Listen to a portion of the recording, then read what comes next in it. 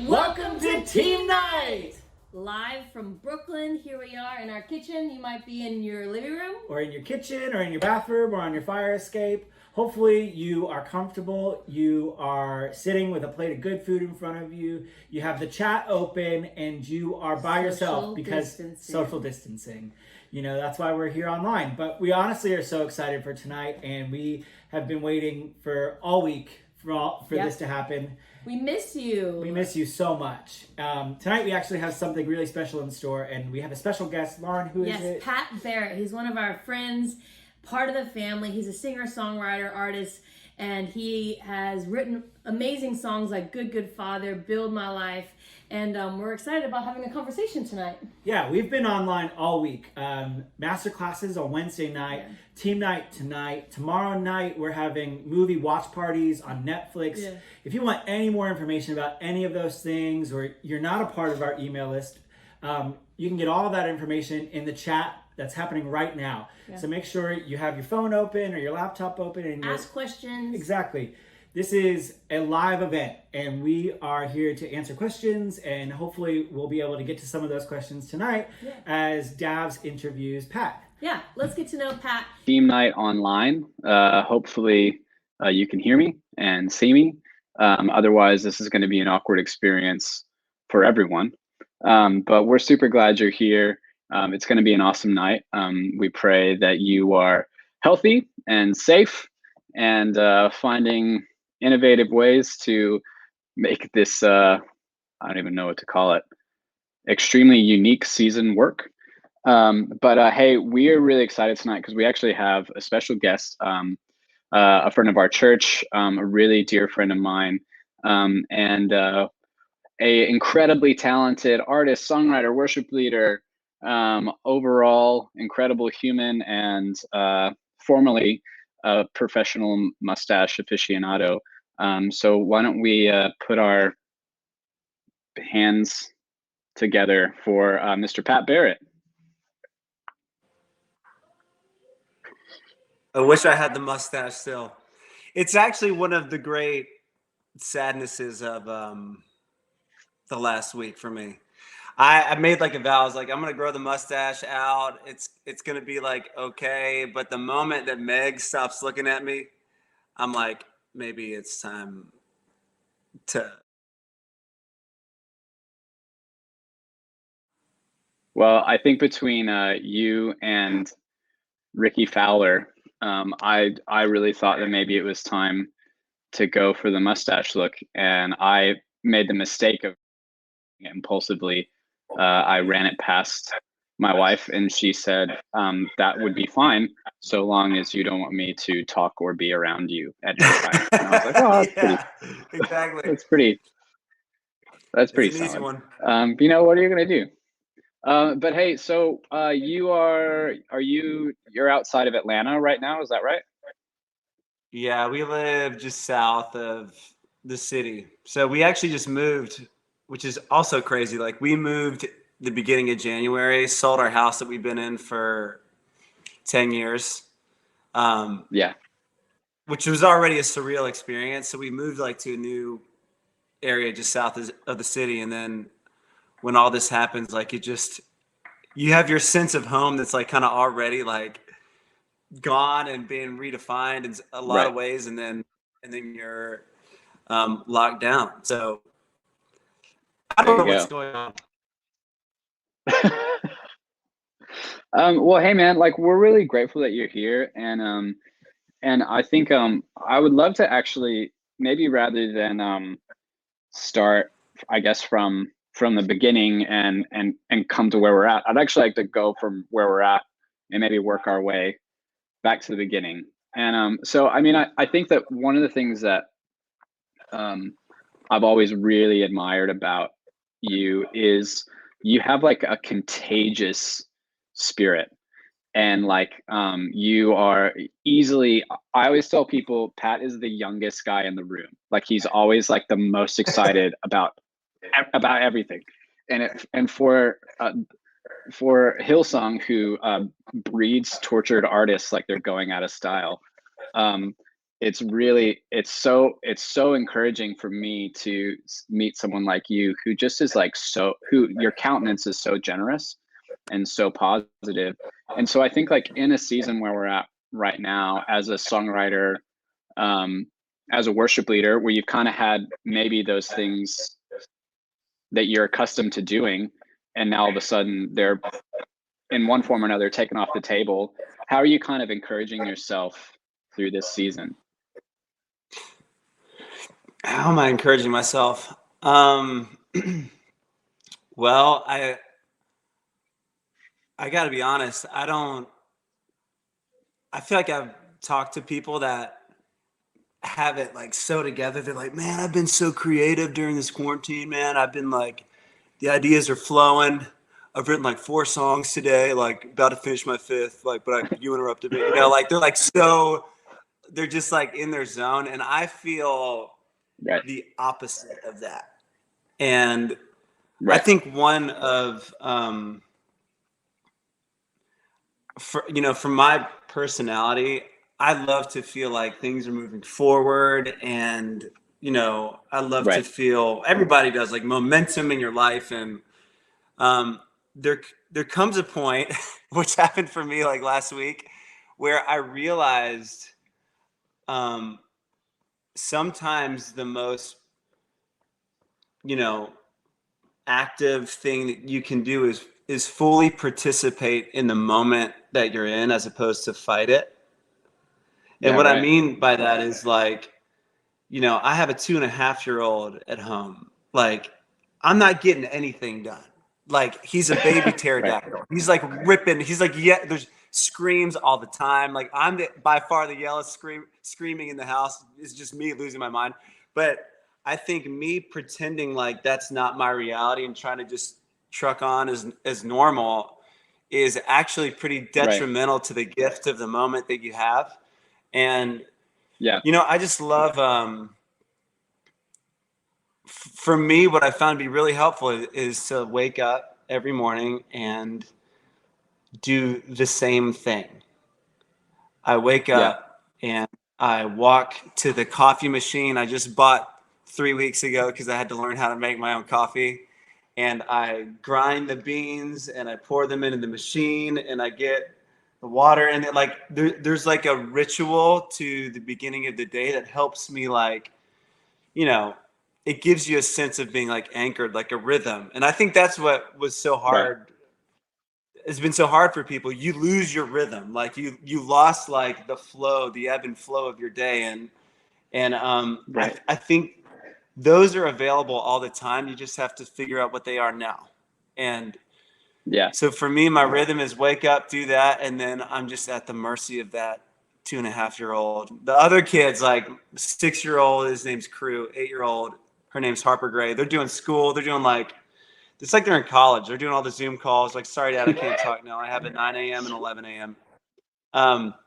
Amazing. So they're doing that. But I've found so much joy in finally just like recognizing that I'm not going to get anything done. And then weirdly, it's become like really fun, like being interrupted by him to go do whatever it becomes a joy instead of like a burden. And I know what the opposite feels like when you're just, you're in work mode, or you're like, you're trying to rattle off a bunch of ideas and tick the boxes. And then the moment I stopped fighting that, it became a joy again. So that's where I'm at. Like, I still don't feel any sense of like rhythm, but I am like participating in, instead of fighting the current now. Yeah, I mean, I think it's definitely the same for a lot of us. And I think like in a season like this where there's so much it's not hard to find negativity at the moment. Like you can find it anywhere. And so I think any opportunity that any of us have to just be kind to ourselves, through this, and just give yourself the same grace that you would give someone else, like that is actually so important. But you mentioned something that I actually thought was really interesting, and you talked about the idea of like having a ritual. And one of the things that I think that I've always really looked up to you is in regards to kind of this gift that you have, in regards to what I would call like spontaneous or prophetic worship. And I think that I would be interested to know, like, the church has kind of done an interesting job of like making that this mysterious thing. But I think my experience, my discussions with you have always been that there's actually a lot of ritual that prepares you for something that's spontaneous, so to speak. And I was just wondering if maybe you could kind of like unpack how you approach those moments, and also kind of like, how does your experience inform those moments? Yeah, that's a great question. I think, depending on how you grew up, like if you grew up in the church like me, my dad is a non-denominational charismatic pastor.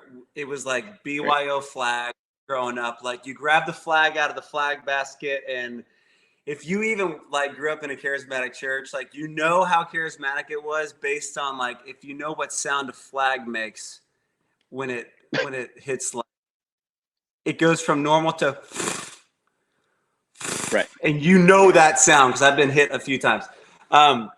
So like there's always been, I'm saying that because growing up for me, there was always this modeled freedom of expression in that regard. Like my dad, when he would, he's the pastor, he's not the worship leader, but he would just sing his heart to God no matter Right. who was listening. And I don't even think I realized how formative that is for me, because I think a lot of things I'm tracing back and realizing like, gosh, I'm not behaving that way because, there's some spiritual gift of spontaneity, or I think it's because I saw my dad do it in a way that was like very unafraid and unashamed. And that like does something to you. Like, it's not just like, you have a gift for prophetic worship and being spontaneous, which those are not the same thing, by the way. Like you can be spontaneous. Ooh, like go there without being like, I've done plenty of spontaneous things that are definitely not prophetic. You know what I mean? Yeah. So just because it's prepared, it doesn't mean it's not prophetic. And just because it's spontaneous doesn't mean it is.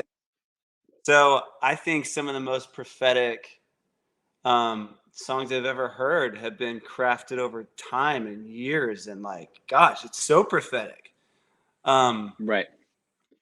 So I'm saying that because, number one, it was modeled for me. Number two, I went through, gosh, this is so funny. On my desktop right now, because I'm on my computer, I have a voice memo of the first time I sang out spontaneously in front of people. It's just so weird. It's such a specific moment in my life. Like, it happened in the middle of a church service, probably like, 12 years ago. And in a way that felt like, oh my gosh, something's changed. I just did what my dad did. I somehow sang what was just in my heart, and I wasn't scared about it. That was the difference. Yeah. Like, I was just like, oh, I'm just going to do this because I feel like this is what I actually feel.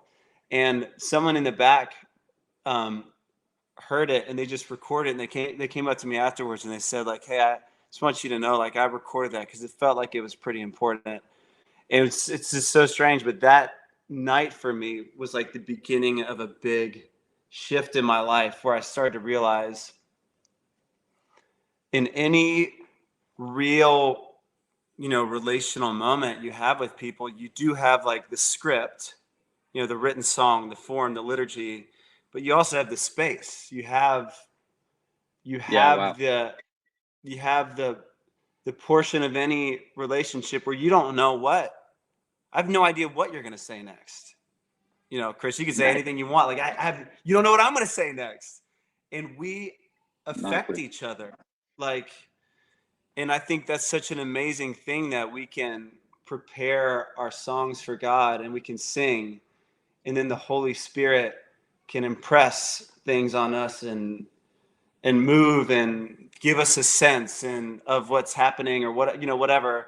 And we can respond to that. And we can, so practically what I would do is I would tell like the band, the value was the song's not over when the song's over. So Yeah, it wasn't just ending, put your sticks down, hit the click and move on to the next thing. It was always anything can happen at any time, and the song's not over when the song's over. And so it's not that you value anything less, you just value it as much. And sometimes it's really, sometimes it's really appropriate to be scripted. And sometimes it's really inappropriate to be scripted. Like if I told you, like, I'm just thinking of an example. Someone you love just someone you love just dies. And if you went to one of your friends to just like, you can imagine that moment. Someone you love just died. And they say, you're telling your buddy, like, what's going on? Like, man, I'm just really struggling right now. This person meant this to me. And could you imagine that person just then took out a sheet of paper and just read, what you're supposed to say when someone's in grief instead of just like sitting with you? This is like the best example ever. Yeah. So there's like I'm just saying, like, there's like, sometimes it's really inappropriate to just read a script.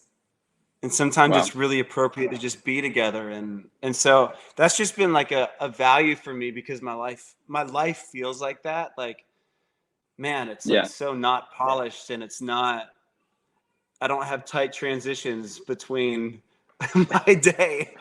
It's real, like it feels human, and it feels like raw, and and I think it's a breath of fresh air for me when worship feels like, when you have both, when both are valued, like, wow, this is like, you get the joy bomb of just like, lights, and you get that, but then you get the humanity of, oh my gosh, no one really knows what's about to happen, and we're in it together. So I've learned that for me, those were just really healing spaces to be in. Yeah. And I mean, I think like another thing that I feel like kind of seeing from a distance for a while, but then like getting to build a friendship with you over the last few years is that like authenticity that you bring to those moments sort of informs so many different areas of your life. And I have a lot of respect for that, because I think it gives permission to other people to go, oh, like, it's actually okay that I'm just sort of working this out, and I'm having to go, and I'm putting myself out there. And I think that I would be interested, because you said something about like there's a purpose in being planned, and then there's also like those moments that you can't miss because that you have a plan. And like the way that like we talk about it sometimes is like, you need to learn the quickest path, like the Google Maps path from A to B, before you can start kind of deviating off the course and making your own way. And so I guess, how do you feel like, is that all trial and error, or is there just or is that something that happens more in private, or like in your own personal time, or is that like a combination of the two, or I guess what's your experience been like in that regard? Gosh, is it trial and error? It's made me like error and error and error and error. I that's always been in my own like times with God, like that type of dialogue and expression has always been there. Sorry, not always been there. The way I sing out or will be spontaneous, like in front of people, like I do the same thing when I'm just sitting down with a guitar and working out what I feel. And I think for people, like the worst thing you could do is force yourself to give expression to God that like you feel like you have to just because someone else is that way. You know what I mean? Like I know a lot of people that are not verbal processors So like to force them to like verbally process your feelings to God right now in front of all of us, like that actually sounds like awful to them, you know. Right. But I think there is a I think there is a, for me, it's really important. And I'm just thinking about like my kids. I want them to see the same person with them as they do like when they're watching me with other people. And Yeah. Wow. I'm just as spontaneous with them, you know, as I am in songs. And I would really encourage people, if you're like, man, I really want to get over my fear of saying what's in my heart in the moment. I would just do that in your normal life. You do it to the point where it feels like normal meaning it's abnormal if I don't stop in and say, God, you know, this is what I'm feeling right now. And I'm, you know, gosh, and because I'm feeling that way, it's making me think about this verse. I'm just reminded of your promises. And that just like it's bringing me peace right now. Like that's a real simple thing. I do that like all the time. And I'll write, if I have something that I'm feeling, I'll write it down on my phone. It's like my practice of being like really honest in the moment that I'm in. And, you know, the precedent for that isn't just like, hey, how can we make our worship times more dynamic and more spontaneous? Right. You know, why can't you be more like Kim Walker, Pat, or whatever? Like, I think when Jesus talked about like the moments that we have, he was real serious about being present. And so much so that he would say like, do you think that by worrying about what's next or tomorrow or whatever it is, any moment that's not now, do you think by worrying about that, it's going to make it any better? Like, when has worrying about what's coming made it any better? You're just going to experience the thing, but leading up to it, you're going to pile on a bunch of stress and worry that don't have to be there. So don't worry about tomorrow, what you're going to eat, what you're going to wear.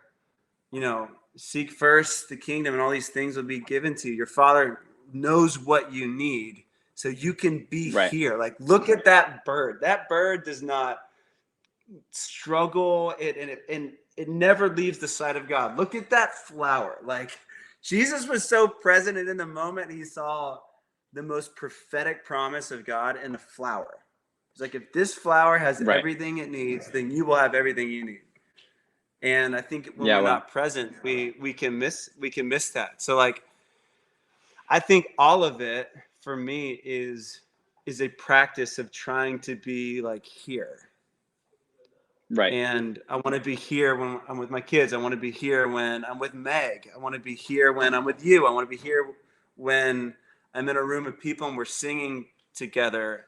And when we're all actually here, things like significant things start to change in our perception of the world, of God, of ourselves. Amazing. Because and this is not like, this is probably the last thing I'll say about it, because I think this has been so important to me. And this is not a theological statement, but maybe it is, but I'm not, that's like above my pay grade. But I wonder a lot, like, I love the language that like we pray for the presence of the Lord. I think that's like so, it's biblically sound. There are so many scriptures of, you know, the glory of the Lord filling the temple, and the priest can't perform the duties, and the tongues of fire descend, like God, the presence of God showing up in whatever way he does. But I think when we use that language, and that is the only metaphor, it can make it sound like he's the one that's not present. When really, like, who has the presence problem? Is it me? Is it him, or is it me? Jeez. Like, you know what I mean? Who really has the presence, the incredible issue of presence? Does Emmanuel, God with us, have a hard time being here? And so what I imagine, like, you know, in the same way we're like, Lord, pray your presence will fill this place. And we use that language, and I think it's a great metaphor. However, I often wonder if God is like, you know what? If God could pray this way, I pray that the presence of Pat, I pray that Pat is present today. I pray that like the presence of Pat would wake up to the presence of me. Like he would be here enough to see that I'm here, and that what would that change? What would we'd probably start to like see, like the psalmist said, like the whole earth is filled with the glory of the Lord. And when we wake up, it can often feel like God's presence fills the room, but a lot of times he's been here and ours finally does. And I think that what spontaneity and what that does for me is it brings me to now. And it brings me to like a place that is able to perhaps see and experience God in the moment that I'm in. I found it to be really helpful. Yeah, it's so good, man. And I think like, just like you were talking about, and I've witnessed it, like who you are on platform and who you are in those moments that's just part of who you are, like, I remember like the first time that we ever hung out was a lunch to a hang and then back to my house, like, and it was all just off the cuff. And like, but like, I think like what's really interesting to me is that when you bring that level, when you just kind of bring that same spirit into every area of your life, it actually starts to become your natural countenance. It starts to become your native tongue. Like it starts to be the way that you think and the way that you act and the way that you respond. And so I think I would be, what I'd love to talk about a little bit is, I think that that's so evident in your songwriting. And you are one of my favorite writers on the planet. And I'm sorry that I always send you really bad, unformed ideas, but I'm just trying to be spontaneous. But I'd be interested to go through like a couple of songs with you, and just kind of, I guess, maybe like kind of paint a picture of how you've tried to bring that just level of like just who you are into a song. Does that make sense? Yeah. Oh my gosh. Are we about to read my songs? No, I would never. Hey, are there any songs? Here's a question. Are there any songs that you wish you had worked on for just a little bit longer? And I know you're going to say all of them. But I just want to know, in Pat Barrett's mind, if there was a song where you're just like, you can't sleep at night because you just know that.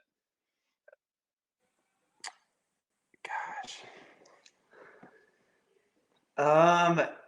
Okay, you told me I have a could say list. this, I have a list if you would like to. Do you really? Like for me to go through my list of Murder in the Fire is not on that list. No, surely. No, I'm saying I have a list of your songs I wish you would have just spent a little bit more time on. Spent a little more time on. Awesome. Yeah. I mean, no. I want to talk about.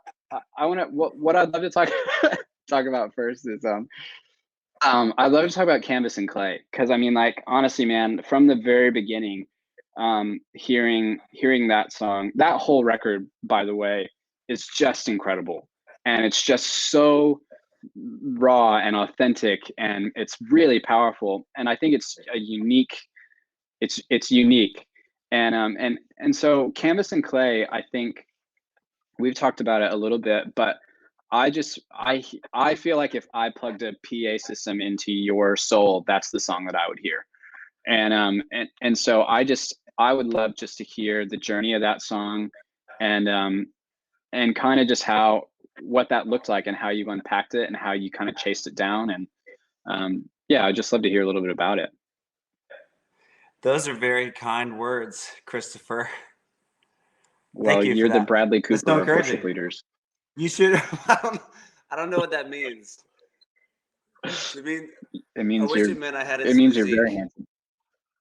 I mean, that right for that song came together and just like kind of crazy. It was just a morning songwrite with a buddy of mine named Ben Smith, and then we were writing with Chris Tomlin right before this. It was like the morning before this afternoon session of a conference we were leading, and the beginnings of it started with the chorus idea. You make all things work together for my future, for my For good, my good. for my Yeah, good. you make all things work together. I wish I could sing like that. So that began, there were a lot of reasons why that line just felt so, so important in the moment. It felt like a lot of things in life were swinging around like full circle. Yeah. And some of that is really personal to the circumstance, but there are always those, it's really, it kind of makes sense when God uses the things that make sense. Those are not difficult. You don't have to go through many like mental hurdles to like, oh, I see how that was used. But we all have like those things that we probably still believe when we look at them. We're like, surely nothing good will come of that relationship, of that divorce, of that, I want to get specific and name the things, because when people say, I hate using the word like season, like when you go through a tough season, like, no, the Atlanta Falcons have a tough season. Like we go through real pain and trauma, and the belief, it's kind of offensive when it's offensive to the heart when you've thought your whole life that that's just some unusable part, and God looks at it and says, oh no, like I can use that. So for me, what it does for me is it gives me permission to not try and be perfect. It gives me grace to forgive myself. It gives me encouragement when I just know I'm not there yet. And the list goes on and on. Like everyone can name those things that you're like, I wish this were different. I wish I was more patient. I wish I was, I wish I didn't have such a short fuse when it comes to this or that or whatever. And I often imagine, like, this is so funny. I've had this image in my mind for a really long time, years and years. I always imagined the Mona Lisa being painted, and what it must have been like to sit at a blank canvas and the first brush stroke outlining the contours of maybe her hair and some of the colors of the background or whatever, I imagine some of that. And then I also used to imagine like someone walking in midway through and taking a look and being like, I don't like it. Right. I think the color's off. Like the shading's just like, you like that? I don't know, man. I just like, and I mean, I think that was a powerful image for me, because I do that to myself all the time. Right. I take a look and I'm like, man, I wish this were different. As the artist is mid brushstroke with a lifetime of craftsmanship, so good. Like looking at him and saying like, I just don't like what you did here. Like could you not have just like, It's so good, man. I love it. What that does for me is it allows me to not be the judge of me, to be the judge of you, and allows the rightful person to be there and to trust that he truly is making something beautiful. And Yeah. we could only see it. Like, if you could only see what he's making in you, I don't think you'd talk to yourself that way. Wow. I don't think you would entertain self-hatred, and I don't think you'd harbor bitterness towards that person if you knew what he was trying to work through in them. And I know it's hard, and I know you've been hurt. I know there's real pain, but I know that he uses it. And I'm just telling you, sooner or later, you're going to have to let it go. So you can either let it go now, or you can let it go later. But you have the rare opportunity in the short time we have here on this small planet, which we're realizing how small it actually is, to live in joy and freedom right now. And that song for me, like, you know, when I doubt it, Lord, remind me I'm wonderfully made. That is not a new idea. People have been singing that for thousands of years. I know nothing will be wasted. That relationship won't be wasted. Oh. That addiction won't be wasted. One of my best friends just hit a year of sobriety. His years of alcoholism, those won't be wasted. Like, I'm just telling you, like, God is very secure in what he can use. And that is just good news on every level. Like, beyond a song, like, just from my life, I'm like, oh, God, I want to keep reminding myself and placing myself freely and participating in the formation that's happening. Like, there it is again, like participating in the moment that I'm in. Is that part of me is sculpted and, you know, adjusted and encouraged and all that stuff. Like, I feel like that song for me, that's what it does. Right. So good, man. I just like, I feel like songs for you they're flesh and blood, you know, like they're not like clever, like little lyrics and rhymes and, you know, phrasing. It's like, it's actually, you know, it's real for you. And I think if we kind of kept like rewinding a little bit, and if you haven't noticed, I'm just going to plug all of my favorite songs. I would love to, and I know we've talked about it a little bit before, but maybe one of my favorite worship songs, maybe of all time, is "Into Faith I Go," and I think that song is so profound, and it is honest to a level that absolutely shreds me every time I hear it. Like, and so I think I would like love to just kind of hear again, like just your heart for that song and kind of how that came to be and just like the like how that was kind of shaped together for you. It's the best song ever. It's like, let's not we're not kidding anyone right here. Well, thanks again, so kind. You should follow me around and only say kind things. I've asked to do that multiple times before. You never respond when I ask you if I can do that. I screen you. Just kidding.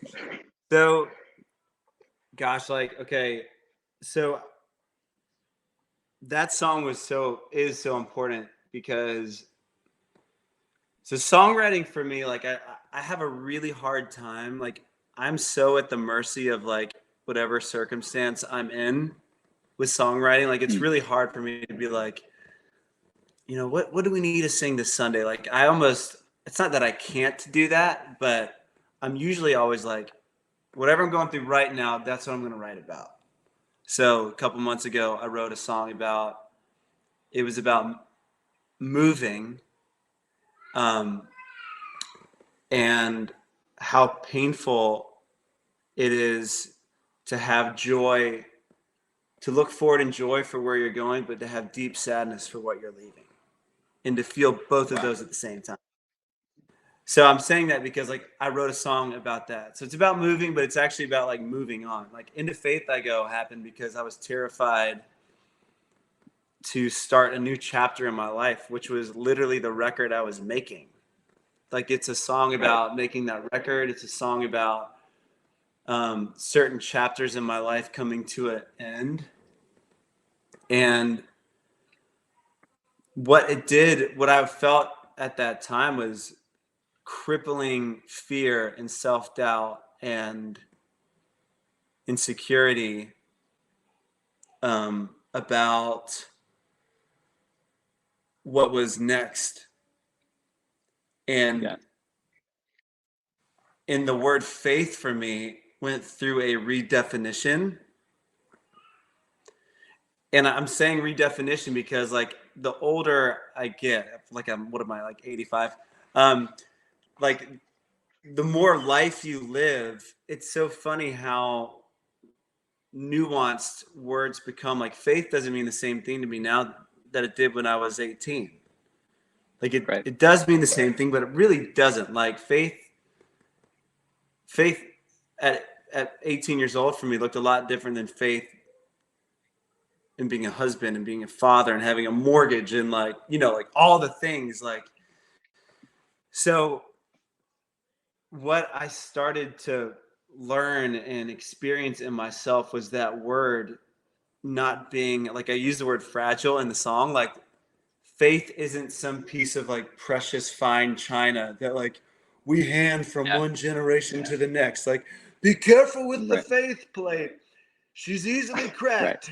Like, that's not, for some reason, that's how I view it. It's like, faith, it's pristine. Like, faith is like the Rubbermaid bin that holds all the leftovers that got moved from house to house with dents in the side. It's not clean. It's not pretty, but it can hold. Like, it can take a punch. It can handle getting laid off from your job. It can handle being furloughed. It can handle losing someone you love. It can handle moving cities. It can handle changing jobs. It can handle being betrayed. It can handle, like, faith can handle that. And so there were so many times where I would meet people and even myself experience, like, you know, it was hard because this happened and then I lost my faith. And there's a part of my heart that's like, oh, that's not faith you lost. You probably lost certainty. Wow. You probably lost your framework of your expectations. You didn't lose faith. Faith can handle all of that. And I don't actually think you've lost it at all. I think, so that's what was happening with me. Like, I was like, okay, expecting things to be easy and calling it the blessing of God is just not, number one, biblical or even true to normal life. Like, one of my favorite verses, this is so random and obscure, is when Moses crosses the Red Sea and he meets his father-in-law Jethro on the other side. It says when they meet, it says Moses told him all that had happened and the hardships they endured, and basically they praised God.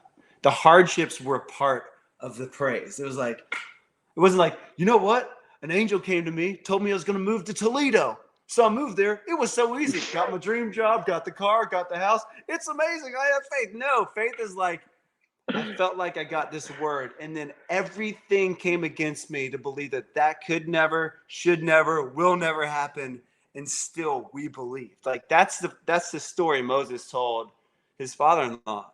And so for me, into faith I go was like, okay, this is probably not going to be pleasant.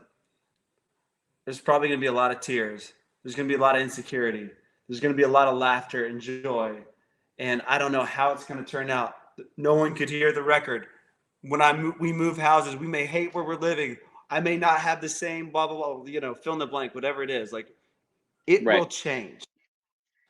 And into faith I go, was like, you experience such freedom when you make the decision now that regardless of what's going to happen, you're not going anywhere.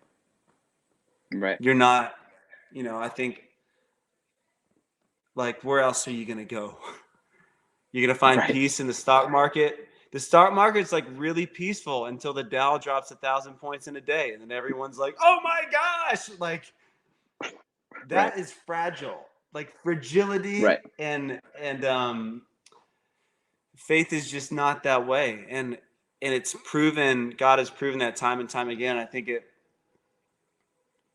for me, like I need that song now as much as any other time in my life. Like I never want to stop that. So like, you know, to the ups and downs, like things are going to be great. And then there are going to be times that are really hard. You're going to feel awesome about your life. And you're going to wonder like, what am I doing? Just the same way every other person who's ever walked the planet has ever felt. And you get the opportunity to trust God in all of it. Like that's an amazing story. And one day you're going to meet someone and you're going to say, look what God did. So good. Like, isn't this amazing?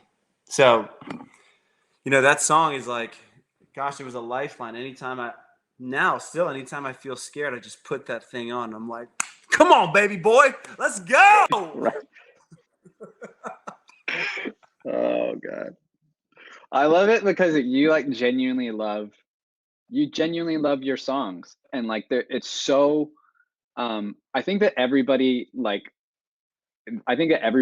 songwriter loves their songs, but it feels weird to be like a fan of your songs so much. But it's like all this, you know, like I look back on songs that I've written years and years and years ago, and they're the songs that pop into my head when like adversity comes our way or like a challenge comes our way. And it's just like man, like I thought God gave me that song for this, but he knew this was coming as well, and then he knew this was coming as well. And I just think that's it's just the power of worship and what the Holy Spirit can do through songs. And I just want to ask you about one more, and I would love to just talk about Good Father. And I think that song is so unique. And I think like for me especially, like just took me by surprise, to be honest. And I think what it did is I think it instilled a sense of security in a lot of worshipers, you know, like, and I think that maybe more so than anything, I think I would wonder if for you, looking back, do you kind of feel like that song for you was foundational for that next kind of chapter in your life? Because it's really important to have a revelation that God's good, you know, like if you're going to step into something new.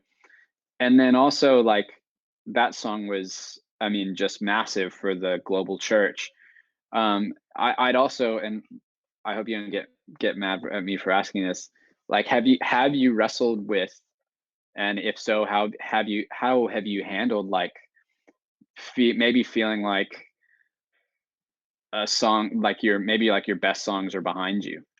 And I know that's something that I've wrestled with, is like looking back on songs and been like, man, like, I just don't know if that will ever happen again. I hope it does.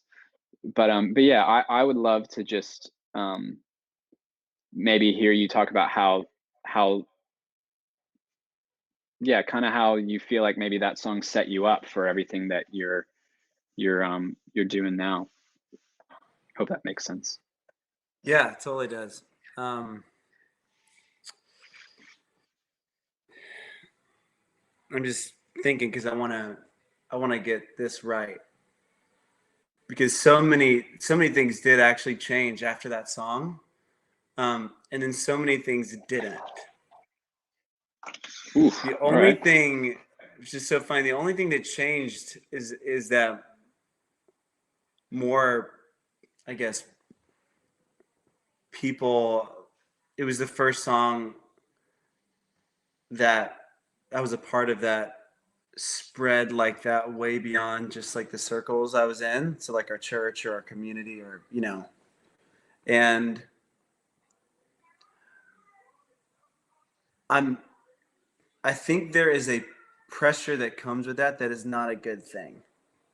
that can be a negative thing. I'll say it that way. And one of my rules, if I can say it that way, it sounds really rigid because it's kept me in such, for me, I feel like it brings me to such a healthy mental place when it comes to creativity and, you know, any creative endeavor where you're doing a body of work and you're sharing it with the world, and all the feelings that come with that and all the expectations that come with that are literally out of your control other than the work that you've created. One of my rules is that I will never put out a song that hasn't helped me. And what it has done, and I'm like, I'm so not exaggerating when I say this. Like, what it has protected me from is the metric of saying the song is good if you like it. Because I've written plenty of songs that no one's ever heard. That was like, gosh, those have been like, but they've helped me. Like, they've helped me see God more clearly. Like, no church is ever going to sing Slow and Steady, the song that is about Meg and I moving and packing up our life. It is not like one of those songs. Like, no one's going to be like, we're moving houses, praise the Lord, like on a Sunday morning. No one's going to sing the song. However, after that song was written, I was driving back home and I stopped on my driveway and I called Meg and said, like, babe, like, come out to the minivan because I drive one, because real men drive minivans. Come on. And she came out to the car and we sat in there and I just played this demo of the song and we just wept together.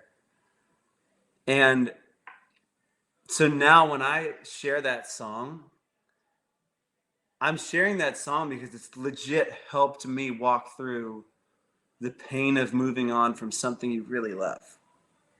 Yeah. And for me, it's a house, but it's not about a house. It could be anything. It could be that city. It could be that job. It could be that group of friends, that relationship, whatever. Like, anytime I meet someone, they're like, man, I just feel like something's about to end for me and I don't know what's next. Like, I would literally look at them and say, hey, this song has been, check this out. Like, this song helped me when I was walking through something similar. You know, if it helps you, great. If not, no worries. Like right. then your music can actually be offered in service as opposed to, you know, anything else. And for me, Good Father, I'm saying that specifically for that song because I needed that song as much as anybody did. Like, yeah, I just become a dad myself, and I didn't feel the way I thought I would feel. Like, I'm like, oh my gosh, like I don't feel like the way I thought my dad probably would have felt. Like, I still feel like a kid, but I have a baby now. I got to keep this baby alive. Like, I'm waiting for an adult to bust through the door and be like, this is how you raise a baby. Like, but it's just me. It's me and my wife, and we're just figuring it out. Like I'm feeling all those normal, natural feelings when you have a kid. And then in the same way, I'm wondering how I'm going to introduce her, my daughter, to the most important relationship she'll ever have. So what am I going to tell her? What is he like? I needed that song for myself. And so, like, yeah. Gosh, I'm saying that because that's my like probably number one encouragement for anyone who's writing songs and sharing them. Actually, I would just say there's so many ways you can use art. You can use it to be provocative and to stir people's thinking. Love that. What I've found for me to be the most life-giving, healthy, and actually like invigorating and joyful way to share it is if the song has helped me see life or God or myself or other people in a more proper and eternal and holy light. I find myself really excited to share those songs regardless of the response of it. And then if a bunch of people like it, like, gosh, that's amazing. That's like icing on the cake. But the cake is you sitting with God and going like, wow, I feel connected. Like there's communion here. Like that's why we do this. That's why you write. That's why we're So together. good, bro. It's about communion with God and each other and yourself. Like, so any song that helps that happen, whether it's in the moment you're in spontaneously, or it's a song that spreads way beyond you, they both, one is not more important to God. Yeah. And it shouldn't be to you necessarily. Like, I'm not saying this is a rule. I'm just saying this is what's been a help for me. So that way, like when I put a song out and it doesn't do the same thing that Good Father does, I don't look at that song and say, I wish you could be more like your brother or whatever it is. Like, you know what I mean? Like judging this other thing that God helped me walk through as not being as popular or whatever as some other song is just not, I don't think that's fair to the God-given moment in life that you have now. Like all we have is right now. And what God is saying right now is really precious. Whether one person hears it or a million people hear it, if it helps you stay in communion, it's a gift. I mean, just unreal, man. And I think we as a church, like, we're just so grateful for you and the gift that you are to our church and to so many others. And we're always just believing for your future, that God's going to keep just expanding. And I know that you and I have talked about just like making that authentic worship, making it normal, you know, like, and so we love you, bro. And we're so grateful that we could have you. And we're grateful to everyone who could be here tonight. And I think that's us. So you can stick around for a little while. We're going to show you some videos and some cool production-y things, but my AirPods are making beeping sounds, so I'm probably going to roll in just a second, but we'll see you next week. Production-y things coming right up. Yeah. All right. Production-y things coming your way in 3, 2, 1. Hey guys, tonight was awesome. Thanks for joining us. We'll be here every Thursday night at 7 o'clock having conversations with a bunch of our friends and family. So we'll see you guys next week. And then we'll see you on Sunday for Church Online. We love y'all. Bye.